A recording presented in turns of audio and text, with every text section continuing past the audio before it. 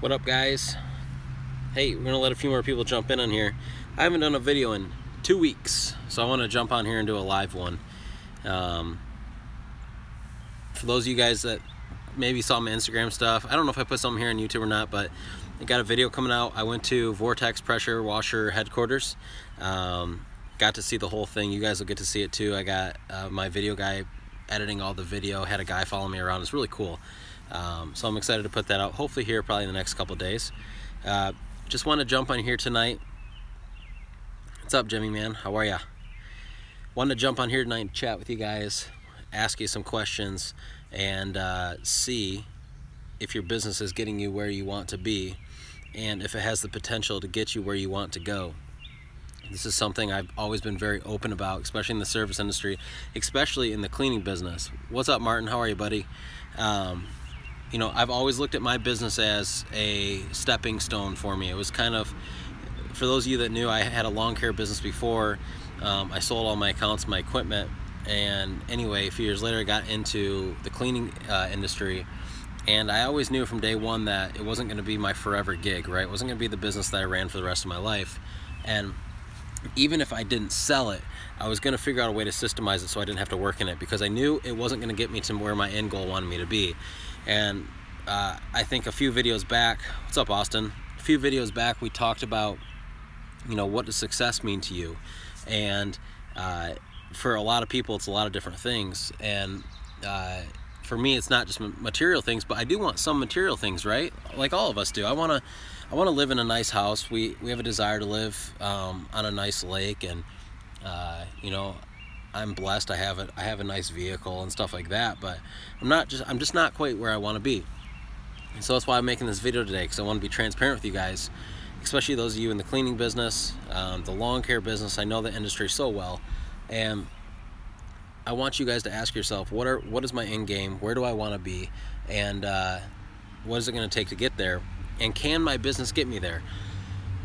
And I've told a lot of people recently who I'm helping, they're just getting started, or maybe they've been in a year, and trying to set expectations, right? You own a window cleaning business, and I know guys with $2 million window cleaning companies. We just had a guy, a $2 million company local to us, offer to buy us out, and we declined. But I know people in the industry that are doing really well. What's up, Troy?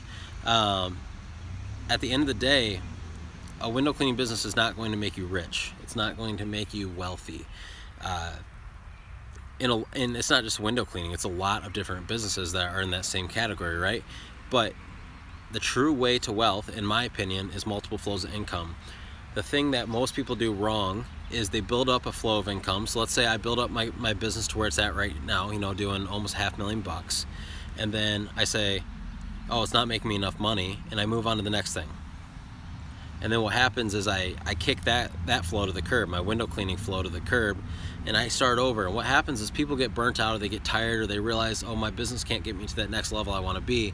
But you can't be like that. You got to systemize your company in a way where it works for you, and it allows you to step into that new role of whatever it is. For me, we're starting a design firm, a creative company called Brand Creatively. And so we've already done some work for people like Tommy Lahren and a few other bigger names, and we're gonna be doing stuff for you guys too. We're just not quite ready to push it out there yet, but that's gonna be another flow of income for me. Why? Because it's very easy for me, because I have my designers, low overhead, I can work under the same building, and that's a separate flow. But I want you guys to not get too focused on trying to get multiple flows going at once, especially when you're small. You need to get one flow going, build that flow really big, and then you can start a new flow. But don't kick that first flow to the curb until you're ready for, let's say your second flow is just, it blows up, right? It's 10 times what your first flow was, and now your first flow of income is more of a hassle than it's worth. Then that's an okay time to either sell or stop doing what you're doing.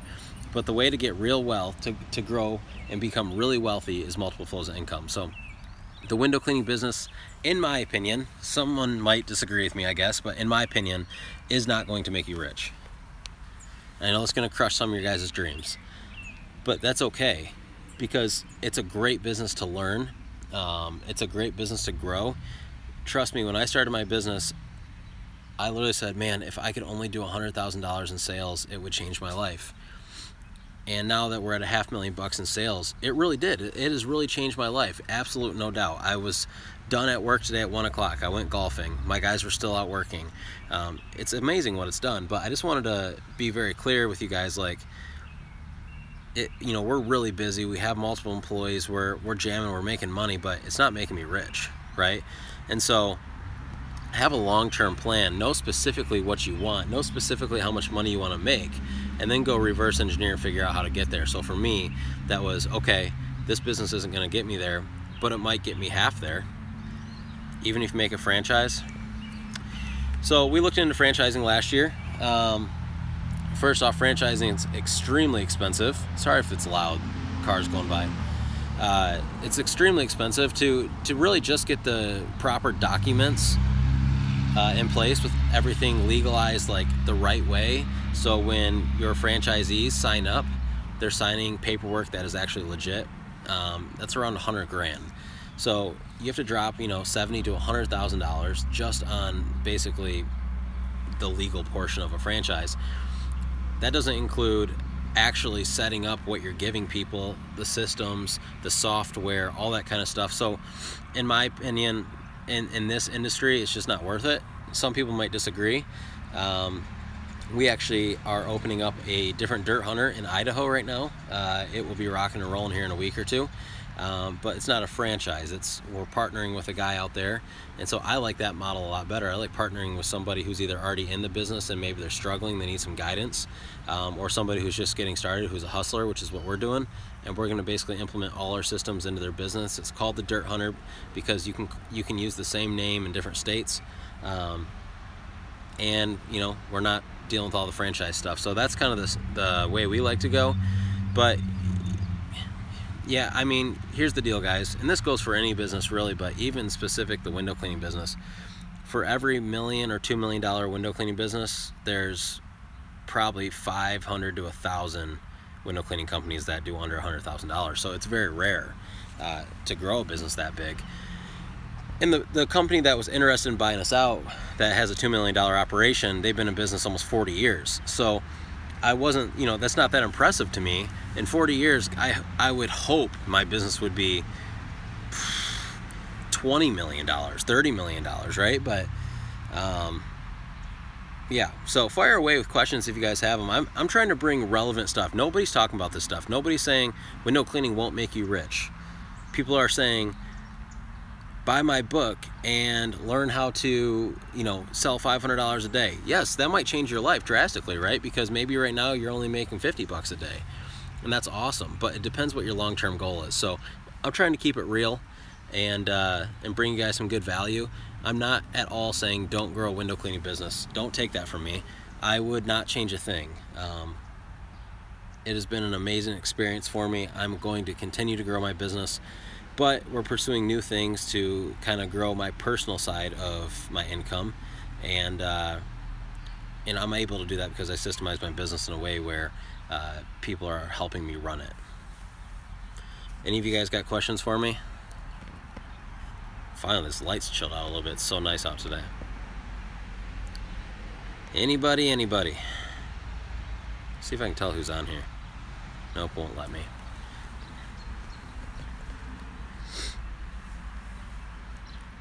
Been kind of on my my heart a little bit to share that kind of stuff with you guys, because nobody's sharing it. Everybody's trying to sell you on becoming the next best rich millionaire, whatever it is, and the reality is this business is really hard.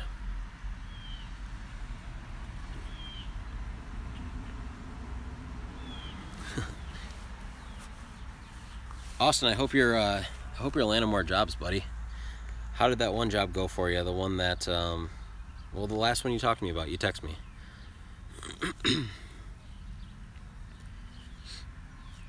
But anyway, I'm going to talk to you guys a little bit about our new design company, Brand Creatively. It's going to be brandcreatively.com. And like I told you, worked with, in the past here, just really not too long ago, with some bigger brands. And so that's going to be a big target for us, to be honest, because the service industry, people, they don't have a ton of retail stores. How can I expand to residential? Martin,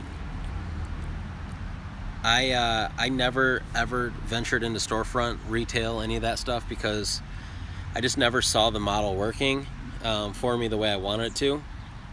And so you should go through my channel if you haven't already, if you don't follow me. I post some videos about how we got a lot of our residential customers in the early years by postcarding and doing a lot of the stuff nobody wants to do. Oh, hold on here. But you know, now we have over 1,300 residential customers, and we're in our 4th year, so it works.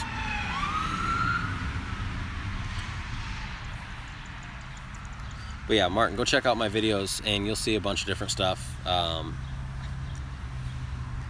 But postcarding was a huge one.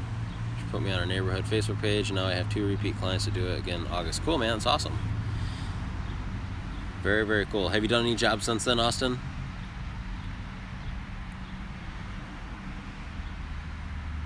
Yeah, no, for sure. Storefronts, that is the one awesome thing about them, is that you can keep guys busy all year long. Just where I live, our city's not big enough. Another person double that. I'll get to that in a second. Our city's not big enough to do storefronts to get a good tight route to make money, so that's why it doesn't work for us. But would another person double? I mean, if you're doing $1,000 a day by yourself, that's really good, really, really good. So yeah, I mean, you definitely could do more, obviously. Hey Keith, yeah, we do a ton of roof cleaning. Here's what we found: 2 people is the most profitable. 3 people becomes less profitable. So anytime we send 3 guys to a job, it becomes less profitable. But sometimes you got to do it, because if it's a you know, a 3-person job and you're only sending 2 guys there, the customer's gonna be waiting around for you all day, and it's just not a great customer experience. So sometimes you got to bite the bullet a little bit and not be quite as profitable to make sure the customer's happy and the job done faster. So I've always found that 2 guys are the best, and anytime you get more than that, profitability kind of drops off. Of course, depending on the size job, right? If you got a job, let's just do round numbers. If you can do $1,000 a day and you have a $2,000, you know, you have a $2,000 job, then adding another guy might make sense. But if you can do $1,000 a day and you have a $1,200 job, then obviously it's not quite as profitable, but maybe you need that 3rd guy because that extra $200 just can't get done with 2 people. So I'm new to roofs. Do you rinse your chemical or leave it on? We leave it on typically for the rain.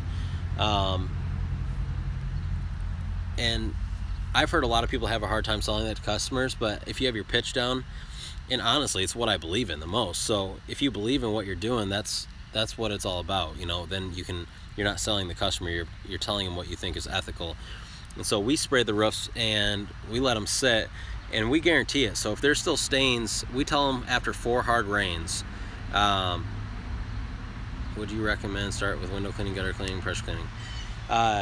We say 3 to 4 good hard rains. If your stains are still on after that, give us a call. We'll come respray for free.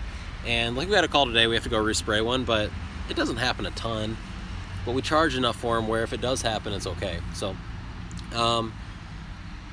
yeah, Austin, I would start with those 3 services. I wouldn't dabble into roof cleaning for a little while, if at all. It's super profitable, but there's a lot of risk to it with killing plants and that kind of stuff, resprays, and you know, if you don't have somebody helping you, in my opinion, it can be a little bit challenging, especially on bigger houses. So pressure cleaning, house washing, gutter cleaning, and window cleaning. Do you use water fed pole? Yeah. If you go to my Instagram page, just Service Industry Coach, you'll see I posted a picture today. A couple of our guys were using a water fed pole in a big commercial building. It's just all French windows, so they didn't really have a choice.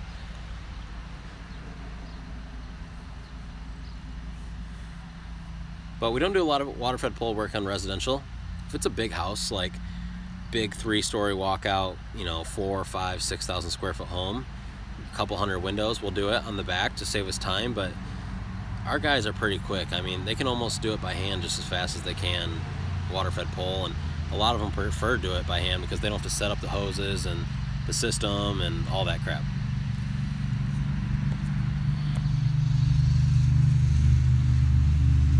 What else you guys got? Your clients like water fed pole? I will say this about the water fed pole. Because we don't use it a lot on residential, we don't come into that many problems. I will say one of our major competitors, actually Josh Latimer, if you guys know him, his old company that he sold, we have acquired a ton of their customers because they use a lot of poles, and a lot of people don't like them. Even if it's so funny, even if they clean a window perfectly, there's just a psychological thing in someone's head that if a guy didn't get up there and scrub it by hand and squeegee it off and use a towel, that's not clean, even if it looks perfect. But so we've had a lot of people call us and say, hey, we used to use, you know, Birds Beware or Fish or whatever, and they use poles, and we're looking for somebody. We don't want anyone using a pole in our house. Do you do it by hand? Oh yeah, of course we do. You know what I mean? And so that's an easy sell. So there's definitely a lot of customers out there who don't believe in it. And I also think there's a lot of companies out there using them when they shouldn't be. When windows are too dirty, you shouldn't be using a water-fed pole. It's more of a maintenance system, in my opinion. And a lot of newer guys will disagree with me, but that's just my thought. Have you ever had damaged shingles, color stains? We've never had, knock on wood, any kind of like issues with wrecking shingles or roof cleaning problems or anything like that. We've killed a bunch of plants. I've replaced a lot of plants, thousands of dollars of plants. But as far as like the actual roof goes, no. And we're fully insured. If something did happen, we'd be okay, but obviously, God forbid, you wouldn't want that to happen. You guys want to hear a story about what happened to me 2 weeks ago with a customer that I fired? I'll only share it if you guys want to hear about it, because it's kind of a lengthy story, but it was by far the worst thing ever. Do you think fish, very low prices? In our area, they're probably right in between. All right, so about a month and a half ago, I go quote this house. So bizarre. Our estimate sheets quote our customers for everything, so they already have their prices. Easy way for us to upsell. I go knock on the door. The front door is open. It has like a screen door, a glass screen door, and I can see in. There's a lady and her husband. I knock on the door. They look right at me, and they go back to talking. And I'm like, okay. I ring the doorbell, and they just keep talking. I'm like, this is so weird. So I'm like, I'm just gonna go do my walk around. I go do my walk around, count up all the windows. I write up the estimate sheet. I knock on the door again. They look again, keep talking. I'm like, screw it. So I just left on the front door. Long story short, she calls, she schedules for window cleaning, screens, tracks, gutters. Cool. So guys get there.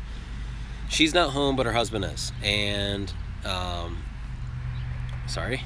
she's not home, but her husband is. Guys clean the gutters. Guys clean the windows, clean the tracks. They go to collect payment. And he goes, hey, my wife wants to talk to you guys on the phone real quick. Drew goes, okay, no problem. I wasn't there.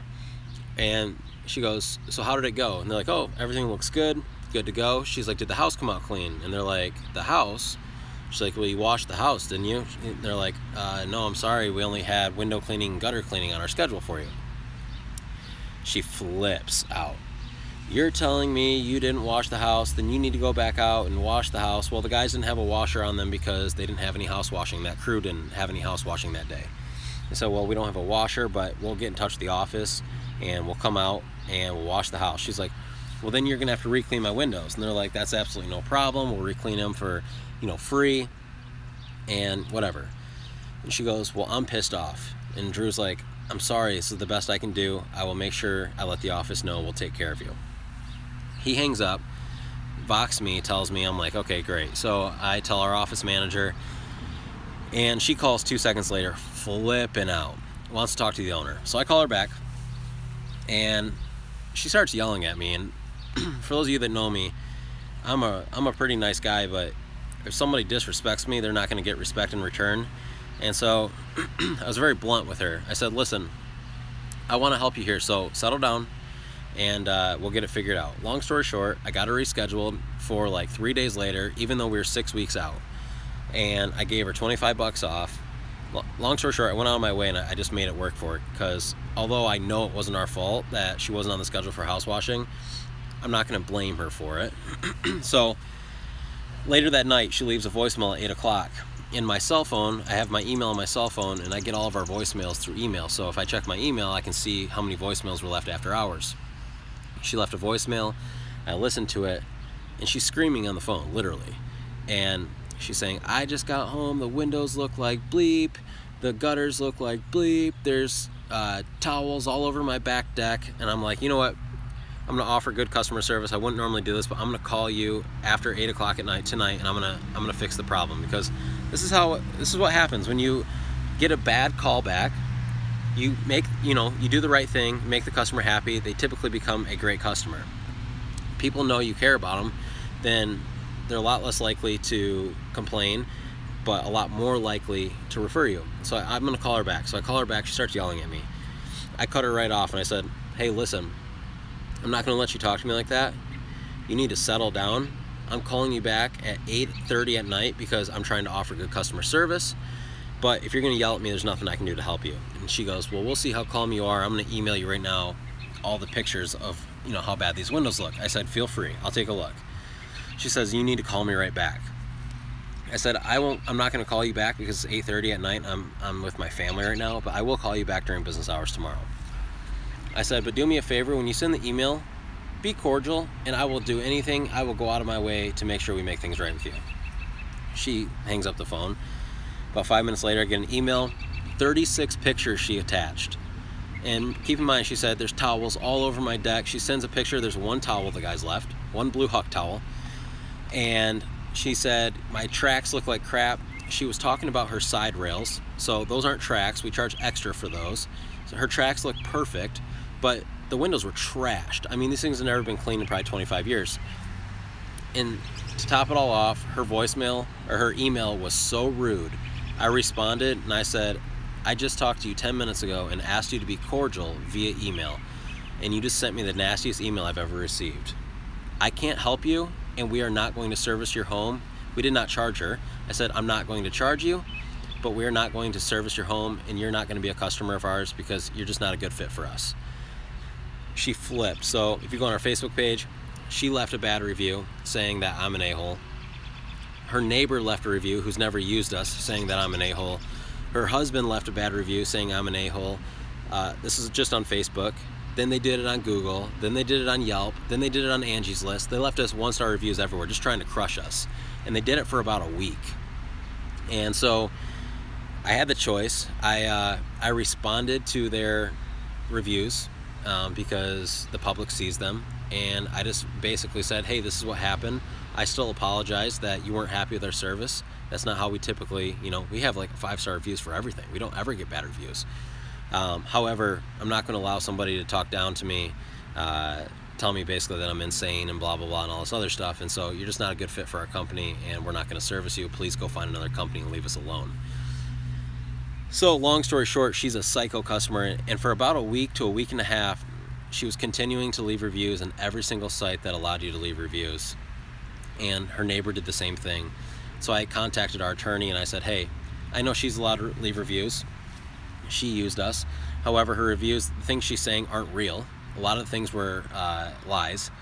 However, the most annoying thing was when her neighbor left a review, basically reviewing our company, and she's never used us. And my attorney said, let's go after her. Let's sue her. And I said, I was this close, guys, to pulling the trigger, to having him send them a letter and going after them, because it's just total crap that people try to beat your company up, especially when they never use you. They don't know who you are. They don't recognize that you employ people in their community, that you're literally helping pay people's mortgages, feed their kids, and they're trying to crush your business. It's ridiculous. But I didn't, because I thought it might cause more harm than good. And I just stopped responding to all the reviews, and finally she stopped because she wasn't getting a rise out of me anymore. So it's my nightmare customer story. It was freaking brutal. I mean, it's very rare that people get me hyped up or a rise out of me, but man, that lady knew how to do it for sure. So I ended up getting, I mean, it was, I don't know if you guys are believers, but it was a God thing, I think, that we had. I mean, through that week, she left a bunch of bad reviews, and we just randomly had customers out of nowhere leaving us reviews, like 5-star reviews like crazy, like after they used us. I mean, we get them like here and there. We should probably ask more for reviews than we do, but we don't ask for reviews much, so the fact that they literally, like, a bunch came in at the same time, it was really cool, and it didn't really affect our rating all too much. I think we dropped from like 4.9 to 4.6, but it was still frustrating. So that's my bad customer story, and it's okay to fire customers sometimes. Sometimes people are not worth working for, and it came to a point where I said, you know what, I'm not going to send my guys to this lady's house to get yelled at, to get talked down to get told they're a piece of crap. It's not worth the $500 to me. So I just told her, I said, hey, we're not going to do work for you. And she just could not believe that I did that. So some people have never been told no in their life. They feel so important. And I will say this, it was very empowering to be able to basically just tell somebody straight up, like, hey, you don't get to talk to me like that, and I don't have to work with you. So, like, sayonara, sucker, and kicked her to the curb. So that's my story. My phone is probably about dead on here, but thanks you guys for joining me. Hopefully that's encouraging, because I know some people have talked to me and they're like, man, this customer beat me up and blah, blah, blah. And, you know, I'm not saying fire customers when things get hard. All the time. I mean, this is maybe only the second time we've ever done that out of the 4 years, but all the time, do what's right. Even if it's not your fault, go out and fix it. But there's a point in life where you can only get beat up so much, and the money's not worth it, right? And I knew if I sent my guys out there, they're gonna have a horrible day. I don't want to do that to them. It's not worth $400 or $500 to me. And so sometimes you just got to look out for your own team, and you know, and do what's right for you. But obviously we did nothing wrong, and so I felt very comfortable just saying, hey, we can't help you. My 10% battery just popped up. So I've been on this thing for 27 minutes. I'm peacing out of here. Love you guys. Keep an eye out. We're going to be posting a video here in the next couple days of me going to Vortex headquarters. The place is freaking awesome, man. I love that place. So they hooked us up with a washer. We traded an old washer we bought from them, like, very beginning. We traded it in. They're gonna refurb it, and I don't know if they'll sell it or give it back or use it or what, but and they gave us a new one. So we're doing like a vlog type thing while we're there, and then we're gonna do a review video on the new washer they gave us, and it's pretty sweet. So love you guys as always. You guys take care. Have a good night. Wake up early tomorrow. Go get them. Anything is possible. See ya.